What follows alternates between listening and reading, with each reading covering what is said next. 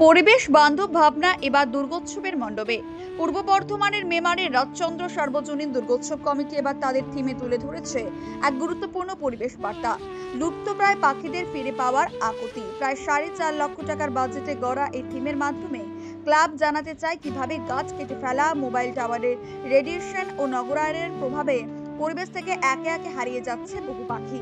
প্যান্ডেলের সামনের অংশটি তৈরি করা হয়েছে এক বিশাল ময়ূরের আকৃতিতে, যা প্রকৃতির সৌন্দর্য ও বৈচিত্র্যের প্রতীক।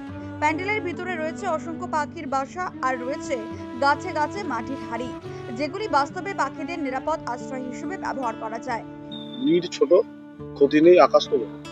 এরকম ভাবনা কেন আসছে? এরকম ভাবনা বলতে মূলত পাখির শিকার প্রচন্ড হচ্ছে এবং পাখি প্রচুর পরিমাণে বিলুপ্ত হয়ে যাচ্ছে, এবং বিলুপ্ত হওয়ার ফলে বা শিকারীদের কোপ থেকে বাঁচার ফলে পাখি প্রাণ প্রবন্ধ করে বেড়াচ্ছে। তাই আমরা যেটা বলতে চাইছি সেটা হচ্ছে যে পাখি, পৃথিবীর প্রত্যেকটা জীবজন্তু, পশু পাখি, কীট পতঙ্গ প্রত্যেকেরই সমাজের প্রতি একটা ভূমিকা আছে, এবং সেখানে পাখিরও আছে। আস্তে আস্তে পাখি যদি বিলুপ্ত হয়ে যায় তাহলে সমাজের যে ভারসাম্য, সেই ভারসাম্যটা নষ্ট হবে। এবং পাখি যাতে বেঁচে থাকে, পাখি যাতে মুক্ত আকাশে, পাখির কোথায় স্থান, পাখি আকাশে ওড়ে, গাছে তার স্থান, সেই গাছও কিছু যখন জায়গায় আমরা দেখছি কেটে ফেলা হচ্ছে, গাছ নষ্ট করা হচ্ছে। পাখি বাসা কোথায় বাঁধবে সে গাছ যদি কেটে ফেলা হয়? তো পাখি বিলুপ্ত হয়ে যাওয়ার পথে যাতে সেই পাখি থাকে, সেখান থেকেই চিন্তা ভাবনা। কতদিন আগে থেকে এই চিন্তা ভাবনা নেওয়া হয়েছিল? এটা আমাদের হয়েছে মাস 3-4।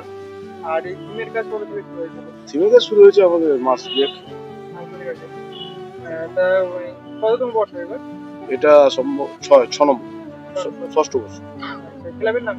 এটা রাজচন্দ্র সার্বজনীন দুর্গাপুজো। কত টাকা খরচ হয়েছে এবছর? সম্ভবত ওই 4.5 লাখ টাকা। আপনার নাম পরিচয়? আমি সৌরভ সাঁতরা, এই দুর্গাপুজো কমিটির প্রেসিডেন্ট। কমিটির সভাপতি সৌরভ সাঁতরা জানিয়েছেন, আমরা এই থিমের মাধ্যমে শুধু একটি প্যান্ডেল নয়, একটি বার্তা দিতে চেয়েছি, যাতে মানুষ প্রকৃতির প্রতি আরো সচেতন হন। পাখিরা বেঁচে থাকলেই প্রকৃতির ভারসাম্য বজায় থাকবে। ঠাকুর দেখতে কোথায় বাড়ি আপনার? আমার মেমারি ডিবিসি বাড়ি। এটা কি প্রথম দেখলেন নাকি আগে? না, অনেকগুলোই ঠাকুর দেখা হয়ে গেছে।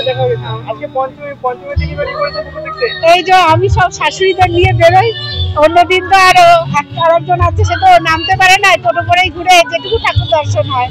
বছরে একটা দিন নিয়ে বেরোই সবাইকে নিয়ে। কেমন লাগছে আজকে দিনে ঠাকুর দেখে? ভালো। আপনার ঠিক আছে? আপনি এখন যে চিন্তায় রয়েছেন, তো এই চিন্তা থেকে কেমন লাগছে?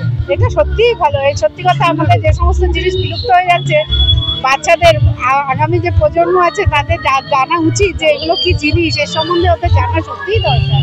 অর্থাৎ আগেকার দিনে যে জিনিসগুলো দেখা যেত, বাবুই পাখি, যেগুলো বাচ্চাদের আমরা পরিবেশেও রাখতাম, তো সেই জিনিসগুলো এখন হারিয়ে যাচ্ছে। সত্যিই হারিয়ে যাচ্ছে, এগুলো দরকার। হ্যাঁ, আমার নাম চন্দনা ঘোষ। এই থিম দেখতে ইতিমধ্যে স্থানীয় মানুষের মধ্যে উৎসাহ দেখা দিয়েছে। পরিবেশ ও উৎসবের এই মেলবন্ধন নিঃসন্দেহে সকলের মন জয় করবে।